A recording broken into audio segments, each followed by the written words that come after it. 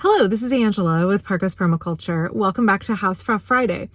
This is a regular segment that I try to do every Friday where I talk about everything having to do with the domestic sphere, particularly as it pertains to the interest that I have in sustainable living and what it means to be a radical homemaker, a homemaker who wants to create a better world along with a more sustainable home. I'm getting a little bit of weird lighting here. It is November and the sun is already starting to set in the Pacific Northwest, even though it is 3:30 in the afternoon. So this segment is more than just talking about basic domestic skills or talking about, like how I budget or how I do repairs on clothes. For me, there's a huge amount of the philosophy of homemaking, particularly when it comes to how do we live out our values? Like, what are our values around homemaking, which is sort of a denigrated vocation in the United States because it's not tied to a paycheck. So any kind of work that is unpaid labor is usually seen as less than in America because we're in a capitalist system. And if you're not working for the man and you're not creating widgets for him to sell in some shop, then what value do you have? If you're not bringing home a paycheck, what value do we have? I've talked about this extensively, how homemakers keep society going. Very important elements of society run on volunteer labor, run on unpaid, uncompensated labor. And how for us as homemakers, we know that so well because that's what we do full time. That's what we've devoted our lives to, right? And so diving into the philosophy and kind of the thought processes behind that work and what it means to be engaged in a vocation that has generations of women behind it. Work that has our mothers and grandmothers and great-grandmothers that have come before us, who kind of paved the way, but who maybe did homemaking somewhat differently than we do it, right? We have the opportunity to reimagine it through a feminist lens, through an environmentalist lens, through a different way of parenting our kids than we were parented, how we are taking homemaking and we're evolving it to the next level, but we're also looking back and saying, how do we honor our foremothers? What wisdom do they have to impart to us? What skills did they have that we want to reclaim? And how do we want to take what they did and make it even better? Make it something that is even more fulfilling in our lives, something that we are actively choosing, because sometimes our foremothers didn't choose this work. It was put on them, or it was that they were limited to this kind of work. But we are choosing to do it. So how do we do it in a way that is really meaningful to us and has a positive impact upon our household and the people around us, right? So lately I've been thinking a lot about my ancestors who came before me. And that's because, my parents passed away and I have inherited their belongings. And those belongings are imbued with all of these memories and all of these connections to these women who came before me. Now, I'm about 50% British and about 50% German. And my sister has done a really great job of doing all of the family tree, and I really know my lineage very well. But honestly, I haven't thought about it that much until recently. I haven't been somebody who is obsessed with genealogy, who is obsessed with my ancestry. But in bringing home these objects that belong to my grandmothers or my great-grandmothers, I've had time as I'm handling them and, sorting through them and cataloging them to really think more about what life was like for them, to really think more about what I can learn from the limited amount of information that I have about these women who came before me. And what I want to do with that information. Permaculture is very much, observe and interact. When I am observing the circumstances around me, when I'm observing the history that I'm diving into, how can I use that to shape the way that I interact with the world, with my own self? How can I use it to be a learning and growth opportunity? Everything in permaculture is an opportunity to learn and do better.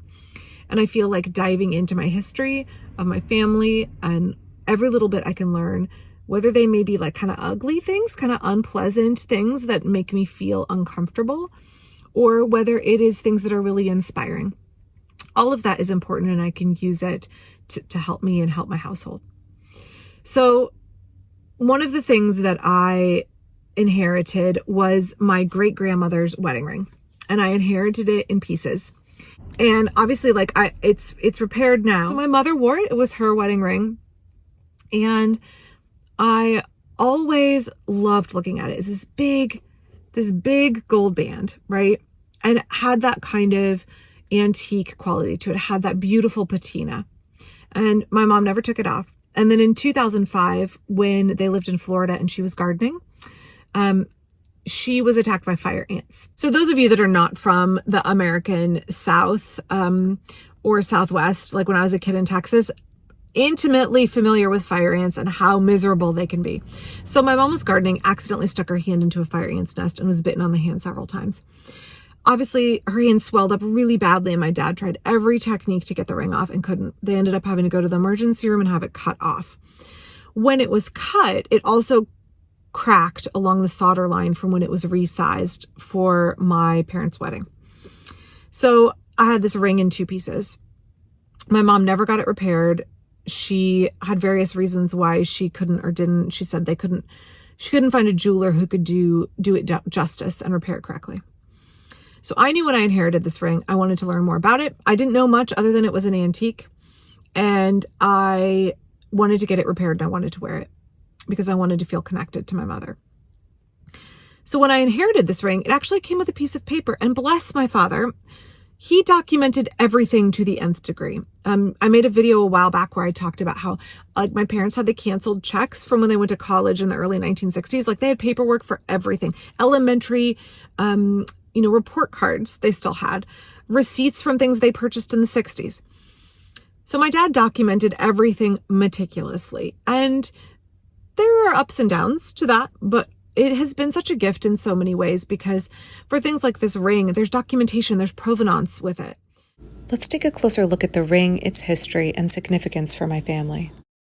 I recently inherited this wedding ring along with my mom's engagement ring. This is actually not her original engagement ring. Her original one had the tiniest little chip of a diamond because my parents were really poor. This is the replacement my dad got her for her 25th wedding anniversary. It's 14 karat gold. My wedding ring is just plain white gold because we were also really poor when we got married. I don't wear my engagement ring because it's actually platinum and is a soft metal, and I worry about losing the diamond. So I inherited my mom's wedding ring, and I'm going to tell you a little bit about it. It is a really broad band. I don't know if you can see in comparison with mine.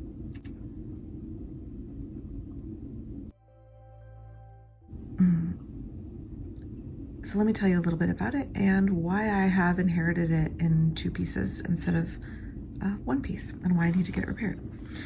My dad was a doctor and a meticulous record keeper, and so this was in the box with the ring. Originally the wedding ring of Jenny Siebert Beal, given to Sandra K. Conklin by Frankie David Beal, that was my grandmother, and resized March 1965 when she married John A. Bishop, that's my dad, worn until 2005 when it had to be cut off Sandra's finger after a fire ant bite and swelling. Resizing solder line broke then.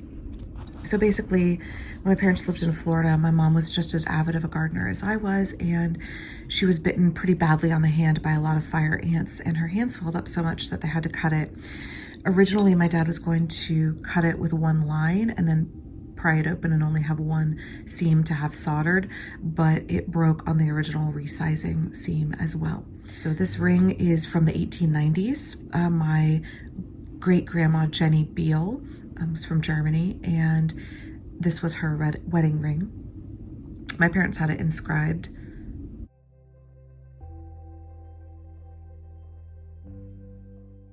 It's inscribed with my great-grandma's info and then my mom's wedding info as well. But I found a jeweler who can repair this, so I'm going to go today and get it repaired, and then I will be wearing it all the time on this hand. I will say, as a homemaker and somebody who's really interested in family history, I try to also follow my parents' rule of documenting everything, putting little notes in things, because you think that that family history is going to get passed on, and sometimes it just doesn't. My sister, who is kind of the family historian and has done the family genealogy in great detail, she didn't know this was our great-grandmother's wedding ring. So if you have those little family history pieces tucked away in your brain, consider putting them down on paper and attaching them to the objects that have significance. My parents left notes with everything, and that's been so meaningful to me and my children to discover new bits of information about our family. Let me cut in a picture here of my great-grandparents. So my great-grandma, Jenny Siebert Beal, was married in the 1890s, and my grandma Frankie was born right after the turn of the century, 1903, I think. And her mom passed away when she was 3 days old from childbed fever. And my grandma Frankie was raised by her father. We believe, from our understanding of what she's told my parents, she was raised as a boy until puberty. So a lot of her childhood, she was raised as a boy with strict German parenting. That tells you a lot. And my grandma Frankie passed away when I was 8 months old. She was hit by a car crossing the street. So these bits of family history are passed down through written information, and I want to make sure that when one of my daughters inherits this ring, that they get that family history attached to it. So this will be staying in the jewelry box, and I will add my own information to it as well. So that provenance explained that this ring belonged to my great-grandmother, Jenny Beal. She was German, and her husband was German. He was a butcher, so she was a butcher's wife. And they were married in 1895 in the United States. And I knew I wanted to get this ring repaired. There's a beautiful engraving on the inside. It was engraved not only with my great-grandmother's information for her wedding, but also my parents had it engraved. And I knew this came from my great-grandma Jenny to my grandma Frankie and to my mom and now to me. And as the fourth generation of woman who owns this, and I will be passing it down to one of my daughters, fifth generation, I wanted to take good care of it and get it repaired. And you may think like, okay, Angela, like, I get it. You want to wear this ring.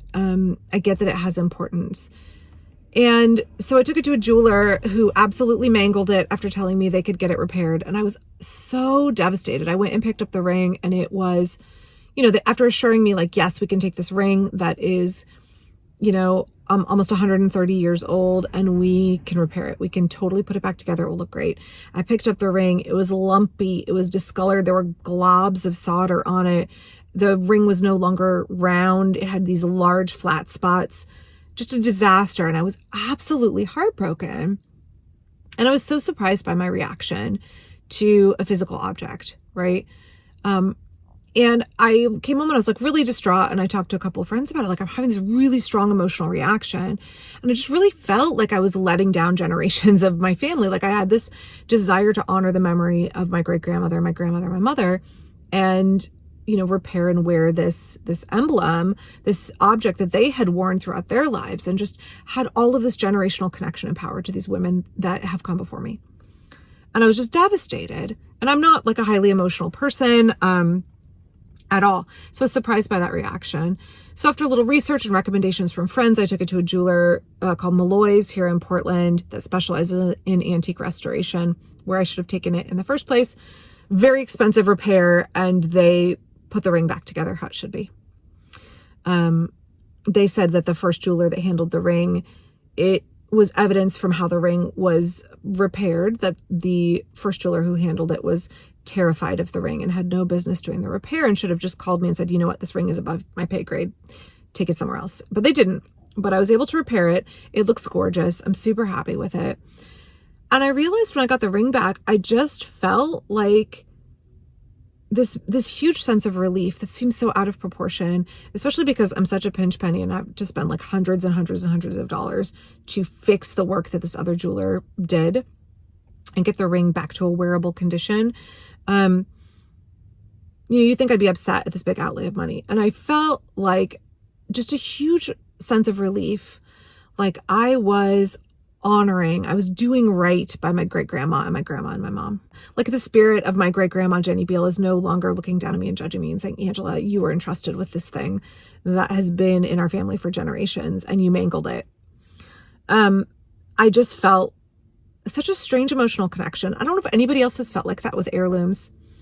If anybody else has had that kind of really visceral feeling of the connection between you and an object, that the object is a conduit to all of those memories and to all of the power and the history of the women who have gone before you. And I was really startled to have that reaction, to have that kind of sense of power in an object.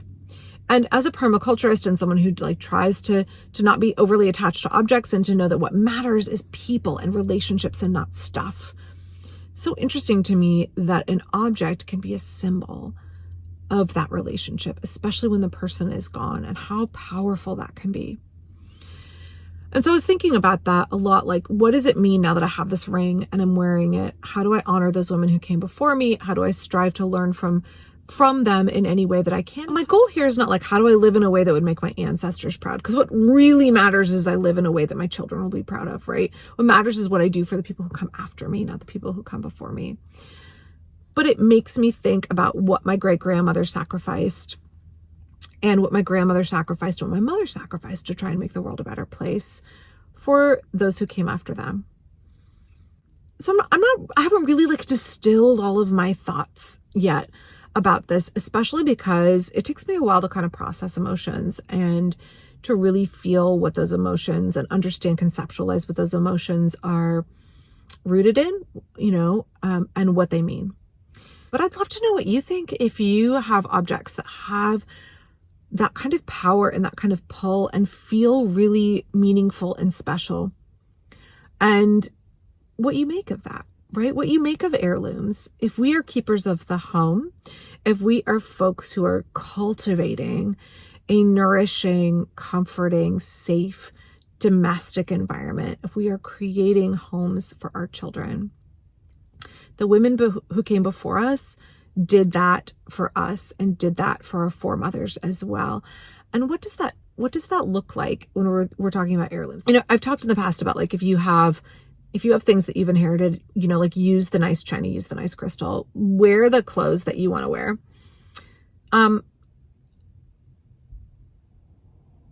And I know some of us don't have the privilege to have inherited anything. We maybe have lost our connection with our past. We maybe don't have anything to hold on to that is a physical tie to those who came before us. And that doesn't mean that we can't make meaning where we're at. Again, it's relationships, it's not stuff. If I want to be a permaculture person who focuses on connection over consumption, who wants to focus on relationships over possessions, what does that mean when I place value in a possession? What does that mean when I feel the connection to other people through an object? Maybe I'm waxing like a little philosophical here, but it is something I've been thinking about a lot in the last few weeks. It's something that keeps me up at night, right? Like, what was life like for Jenny Beal, who died when my grandma Frankie was 3 days old? What was life like for her as a homemaker and a butcher's wife in the 1890s? What was life like for Frankie, my grandmother, as a widow with 3 young boys? And what was life like for my mom, who was just wicked smart, who chose a vocation of homemaking versus some kind of high-powered career? Did she have regrets? What was her thought process? And what does that mean for me as a homemaker? What does that mean for me with my relationship with my daughters going forward? It's so wild to me how an object can just bring up all of these thoughts and these things to ruminate over. And would I have thought about these things if it weren't for the saga of the mangling and repairing of my great-grandmother's ring? I don't know. So I would love to hear your thoughts on heirlooms. I would love to hear your thoughts on the power that can be in an object, or the power that we give to an object, right? The emotional connection that we have with an object and with our history, and what it says about the women who came before us, and what it says about us as homemakers, and what we are passing down to the folks who will come after us. Yeah. So thanks for coming along with me while I've been a little bit philosophical and a little bit kind of in my own thoughts. I hope that you are staying well and safe. I hope that you have a wonderful weekend. I hope that, as we are moving into this holiday season, that you can find space for yourself as a homemaker to have rest and peace. I'll be back soon. Don't forget to click like and subscribe. Thanks.